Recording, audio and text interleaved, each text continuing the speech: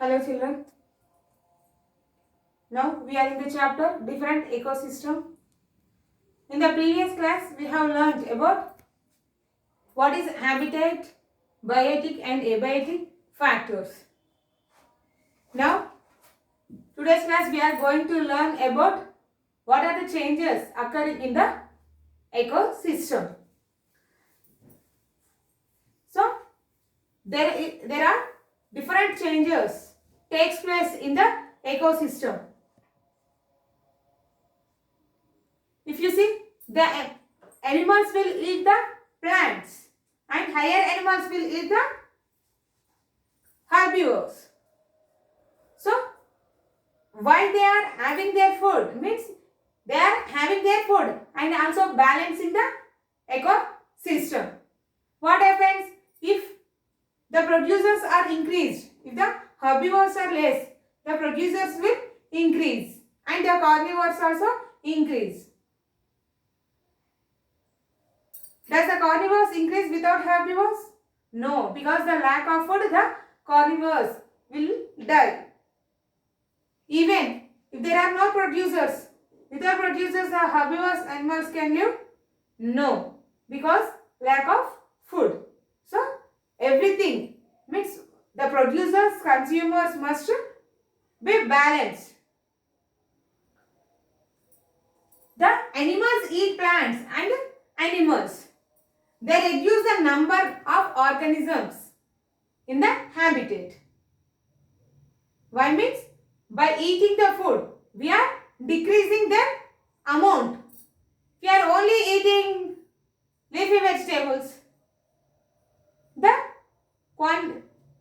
The number of organisms got and hence will increase. Yes or no? And the number of plants will also decrease. See, these, not only this, if you see, due to the tsunamis, earthquakes or fire accidents also, in a particular place, that ecosystem is also disturbed. Even the human beings also disturbing some ecosystems by constructing the factories or for the commercial purpose or for building. Means due to the increase in the population, we are destructing the forest. So the number of organisms present in the forest will be decreased. And the population will increase. Then there is a lack of food and lack of oxygen. And the pollution level will be increased in the environment. So to stop this, we have to balance the ecosystem. For example, there are many plants in the garden and the insects levels are the number of insects also more, and the birds, the number of birds is less.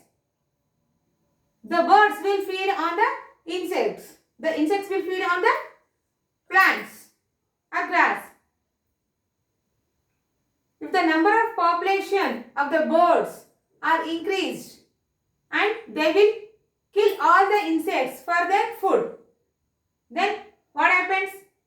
After few days, the food for the birds may not get and they will move to the another place, the birds. What happens next? Then due to the growth of the insects and the bird level also decreased. Why? Because some are migrated to another place. Then that ecosystem is stable. So in this way we are balancing our ecosystem. Okay. Next, types of ecosystem. Depending upon the biotic factors and abiotic factors and their interactions, the ecosystem is of different types. That is, you see, the ecosystem is divided into natural and artificial. Here artificial means what we are providing, like aquarium. Whereas natural, again it is divided into terrestrial and aquatic. Aquatic means which are the organisms or ecosystem which is present in the water, or terrestrial means ecosystem on the land. This terrestrial ecosystem again divided into forest ecosystem, desert ecosystem and grassland. Whereas aquatic, marine water and fresh water. So depending upon these factors, this ecosystem is divided into different number.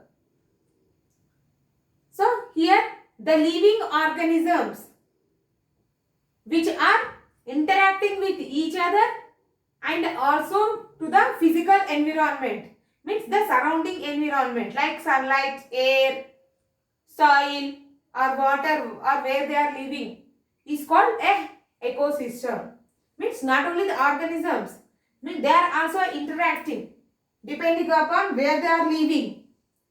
It is an artificial or natural, or it is a forest, desert or marine water or fresh water. Those comes under physical activity. So the living organisms which are interacting with other organisms and also with the physical environment is called ecosystem. Okay. If you see the mangrove ecosystem, the mangroves are the important source which nourishes the many other organisms which are living nearby them. Here the mangroves mostly present to the seashores or rivers, near the rivers, to absorb more water, and they are not only living there but also nourishes, provides food for many other organisms which are living in water. The Coringa mangroves ecosystem is present near Kakinada and Vijayawada and supplies nutrients to number of organisms. Next, biotic components.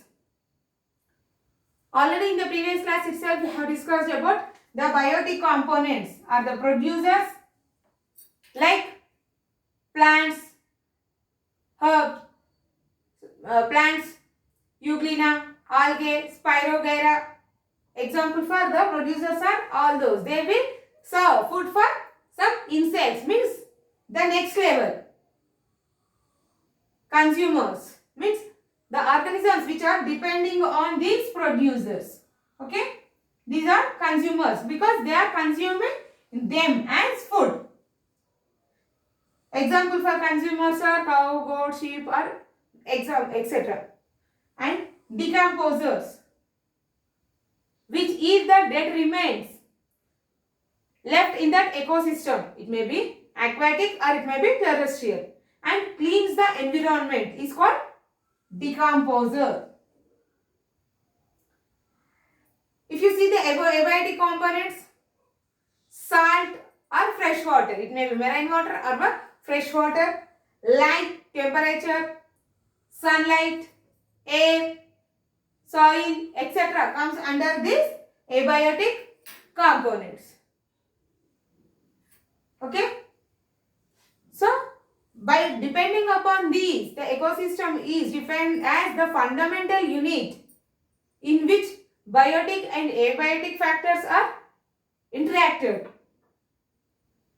Without temperature, there is no food for the plant because the source is the sunlight itself.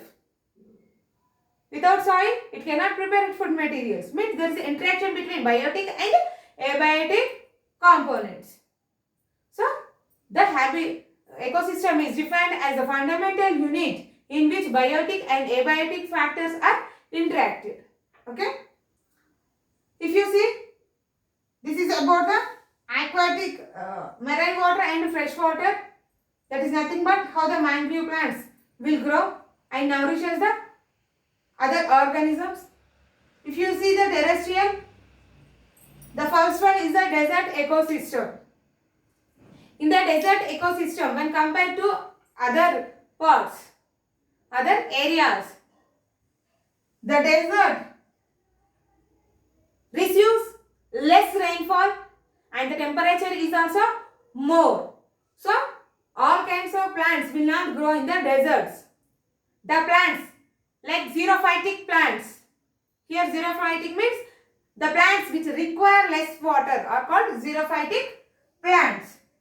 Like mosses, aloe vera, So, those are the plants which are grown in the desert will grow. But not all the plants like remaining areas.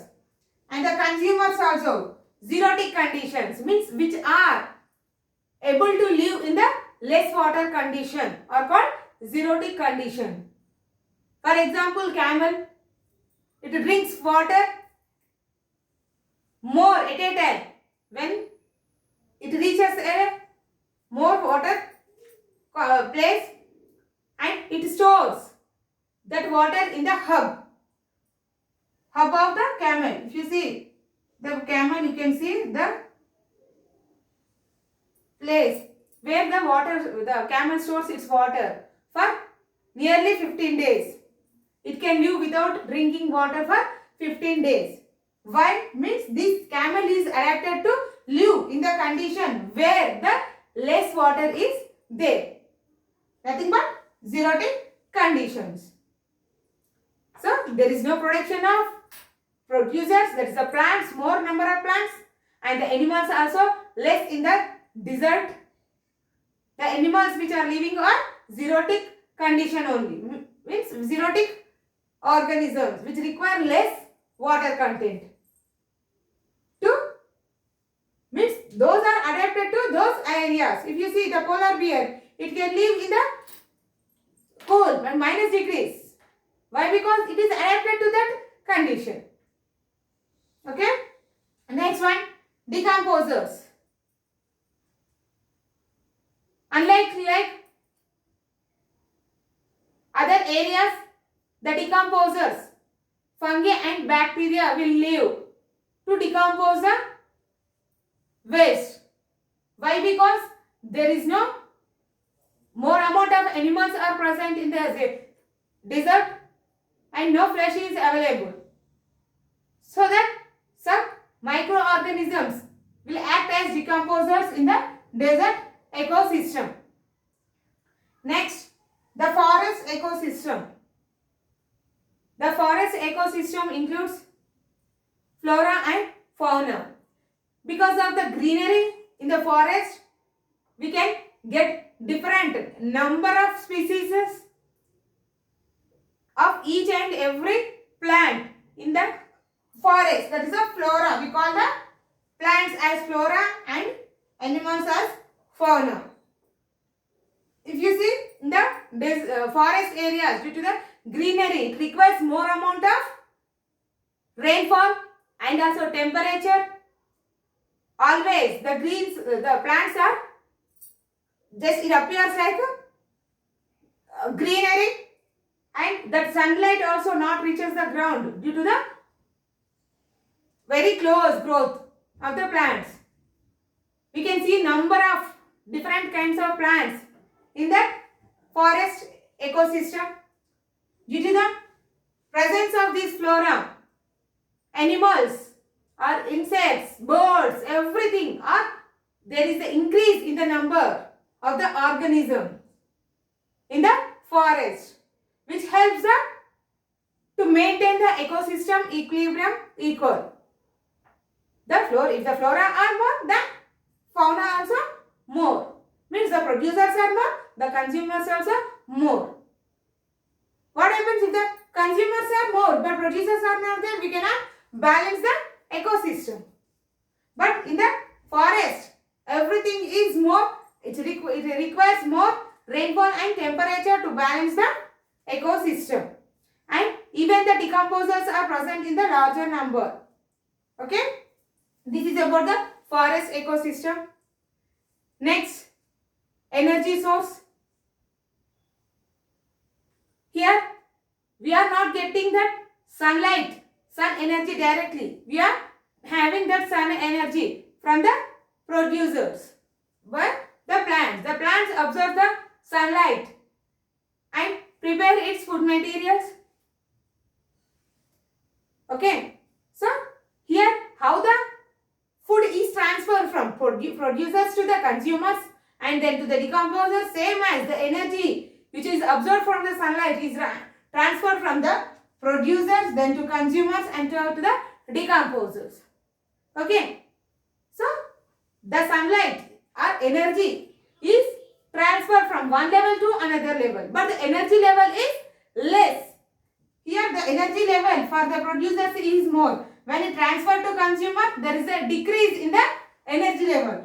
Again, when they come to the next level, next consumer level, the energy level will be increased somewhat. Okay? This is about the energy distribution among the organisms in an ecosystem. Okay children, by this we have done with our chapter. We will meet with the next chapter in the next class. Thank you.